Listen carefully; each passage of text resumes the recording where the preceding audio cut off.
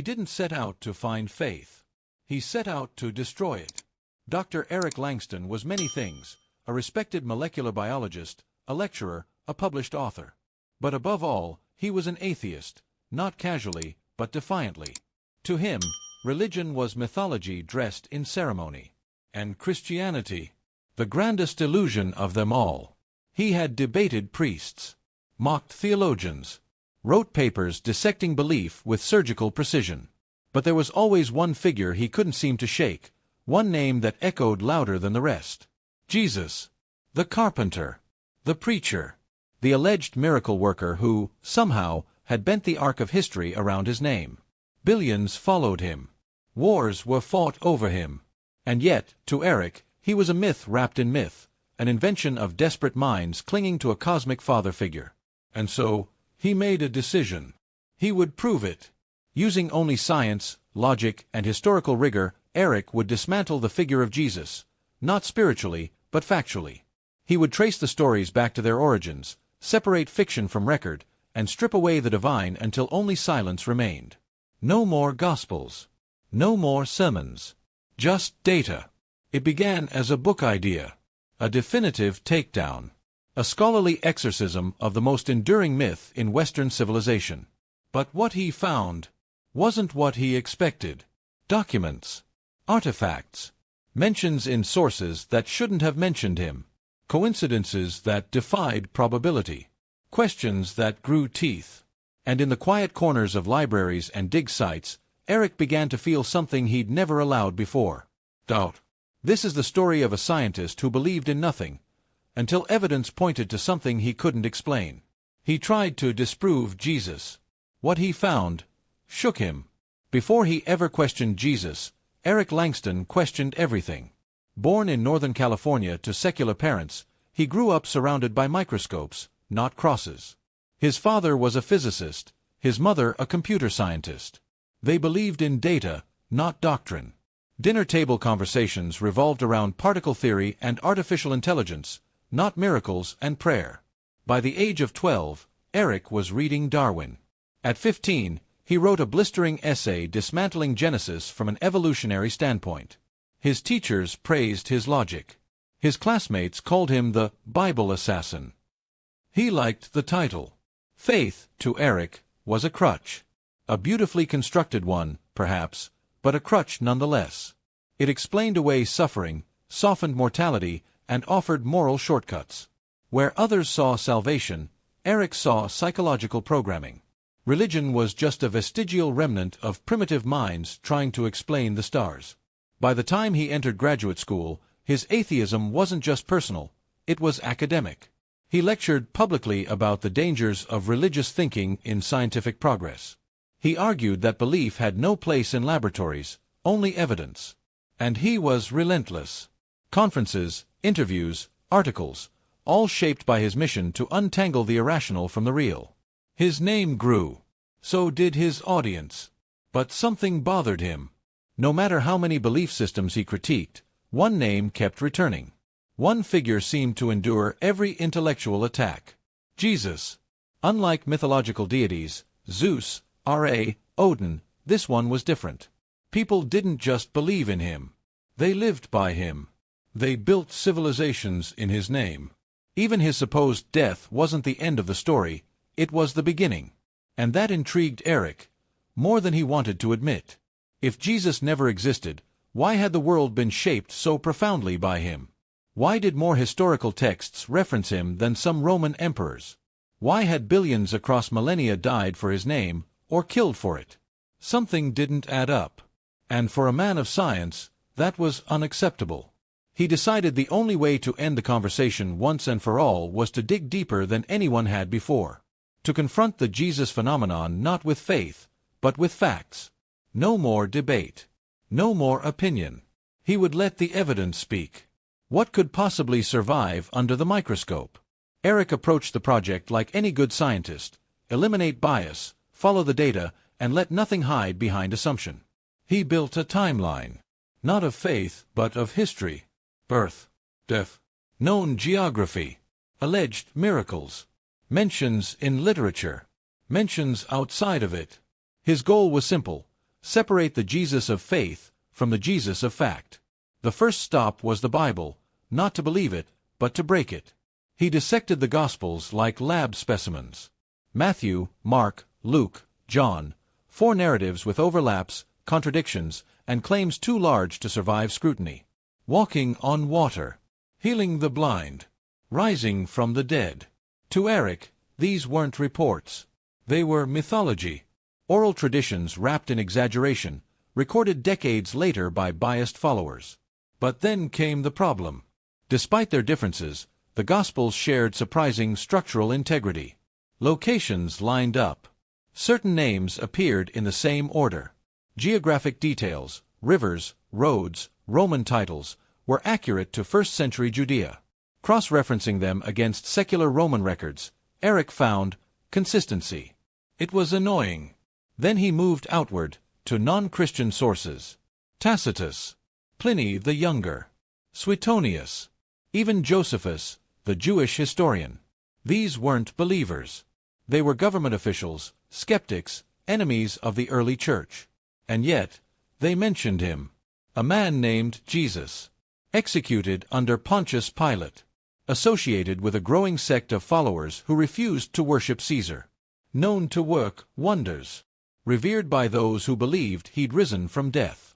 None of these sources proved divinity, but they shattered a deeper assumption that Jesus was fictional. Eric stared at the reports. They weren't dramatic, just lines in dusty scrolls, mentions, but they were there, and they were inconvenient. If Jesus never existed, why did his enemies write about him? Why did early skeptics try to explain away his miracles, instead of deny them outright? The deeper Eric went, the more he found history bending, not around myth, but memory. Archaeological records confirmed crucifixion as a common Roman execution. Burial practices aligned with gospel descriptions. Coins bearing Caesar's face matched the parable's metaphors. Synagogue locations cited in the New Testament? Real. Excavated. Piece by piece, the scaffolding of legend began to look more like record. He hadn't expected to find faith. But he also hadn't expected to find this much evidence. The lies he came to uncover weren't where he thought they'd be. In fact, he was starting to wonder, what if the biggest lie was assuming there was no truth here at all? By now, Eric had abandoned the idea of debunking Jesus. He had a new goal: understand him. He still didn't believe, not in miracles, not in resurrection, but the historical weight was undeniable. Jesus had lived. He'd died. His followers believed something extraordinary happened. That, in itself, was a mystery worth solving. But what came next shook his framework even more. In a dusty archive in Jerusalem, Eric studied a fragment of what scholars call the Magdala stone. Etched symbols, consistent with first-century Jewish worship, referenced a messianic teacher from Galilee. It wasn't definitive, but nearby were tax records showing unusual disturbances in the region. In the exact year the Gospels claim Jesus was arrested. Coincidence? Maybe. But the coincidences piled up. He found letters from early Roman governors describing unrest in Judea, civil chaos tied to a crucified rabble-rouser whose followers refused to vanish. One governor wrote, "They call him Christus. I thought him a ghost story, but they sing to him like he breathes." That line haunted Eric. Ghost story, but worshipped like he breathes. He moved on to burial records. It was commonly believed crucified bodies were dumped in mass graves.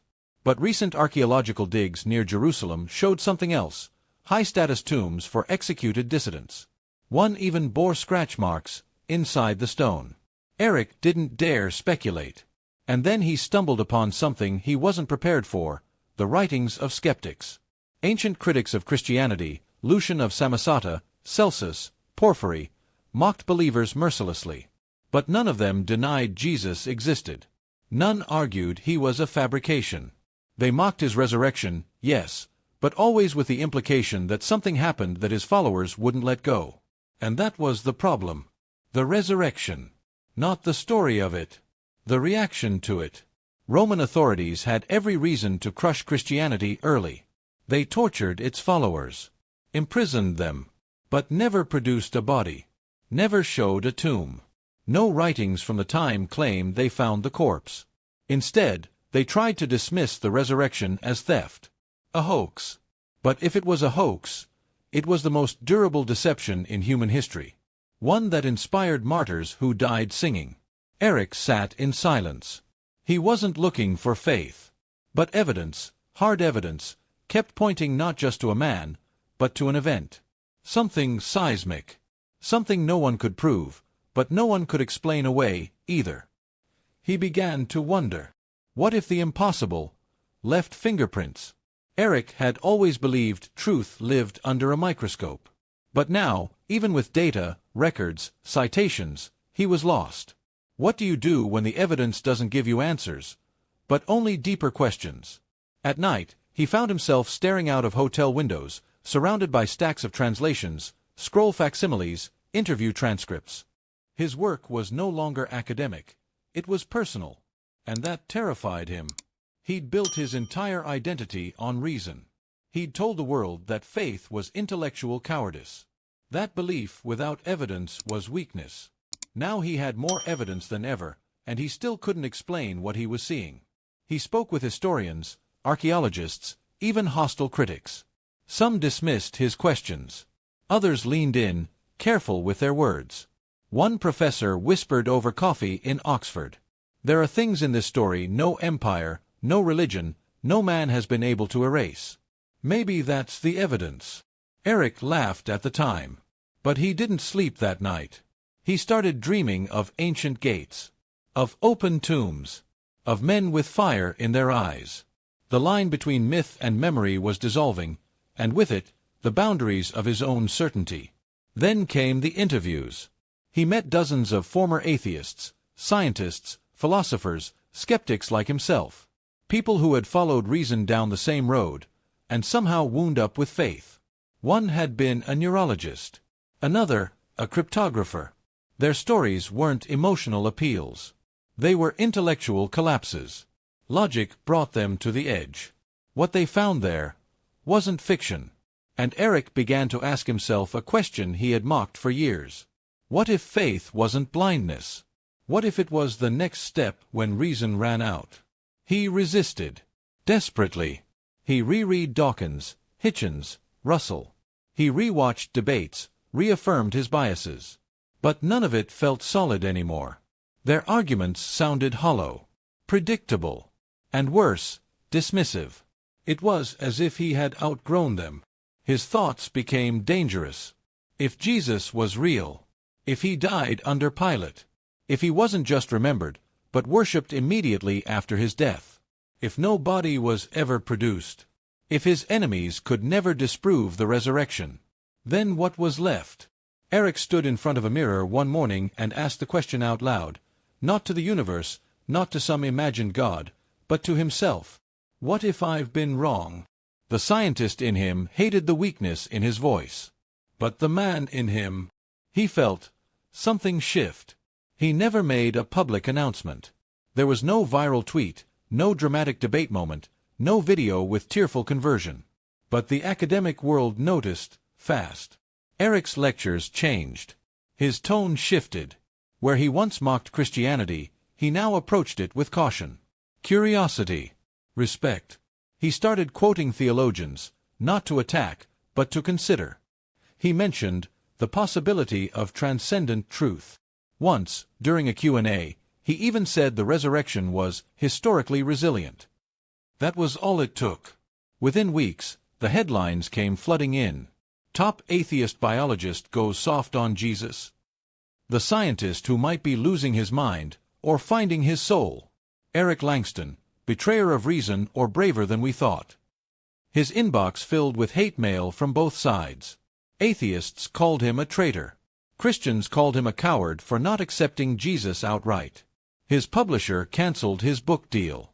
Colleagues distanced themselves. Podcasts invited him on just to ridicule him. But the real backlash came in private. Professors whispered behind his back. Conference panels lost his paperwork. Research grants vanished without explanation. He was no longer the champion of rationalism. He was a warning. A threat. Proof that even the most disciplined mind could go rogue. They didn't call him a believer. They called him a heretic. And still, Eric said nothing. He kept reading, kept traveling, kept asking the questions that haunted him. Not to defend his name, not to win a debate, but because, for the first time, he wasn't sure he needed to be right. He just wanted to know what was true. The turning point came in silence. No headlines. No interview.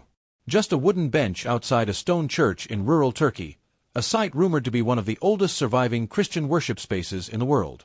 Eric had traveled there on a whim. Not for proof. For perspective. Inside, the sanctuary was dark. No gold. No marble. Just cold stone, worn pews, and carvings nearly erased by time. But what struck him wasn't what was there, it was what wasn't. No spectacle. No pressure. No preacher. Only the echo of something ancient. Something still standing. Eric sat there for hours. He thought about everything he'd learned. The texts. The coins. The skeptics' writings. The tomb. The silence of Jesus' enemies. The sudden explosion of a movement that should have died with its founder. And most of all, the change in himself, not just intellectually, but existentially. He wasn't searching for meaning anymore.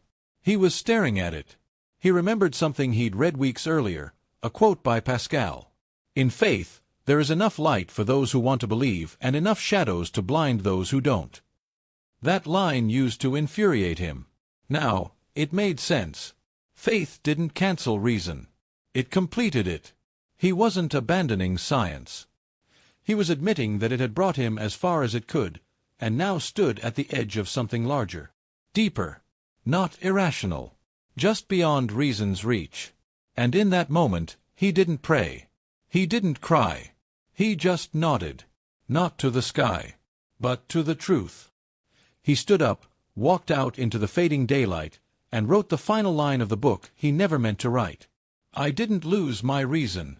I followed it, and it led me here. Eric Langston never became a preacher. He didn't buy a pulpit or launch a podcast. He never told people what to believe. But he told them this. I came to destroy a myth. What I found was a man. And more than a man. I don't know what to call it. But I know it's real. He still teaches science. He still values logic, evidence, and skepticism. But now, when students ask him about faith, he doesn't laugh. He listens. And when he answers, his voice carries something it never did before. Humility. The journey didn't end with a conversion. It ended with a confession. That maybe, just maybe, truth isn't always what we expect. That maybe faith isn't the opposite of science, but its continuation. The next step. The question behind the final equation. Eric learned that some answers don't come in petri dishes. They come in questions that refuse to die. A man lived. He died. And for reasons no empire could erase. People believed he came back. And they still do. Eric doesn't claim to understand it. He just can't deny it. So the next time you hear that faith is foolish, or that science has killed God, remember this. Sometimes, the most unbelievable stories survive not because they're convenient, but because they're true. What do you believe? Let us know in the comments. Thank you for watching, and we'll see you in the next story.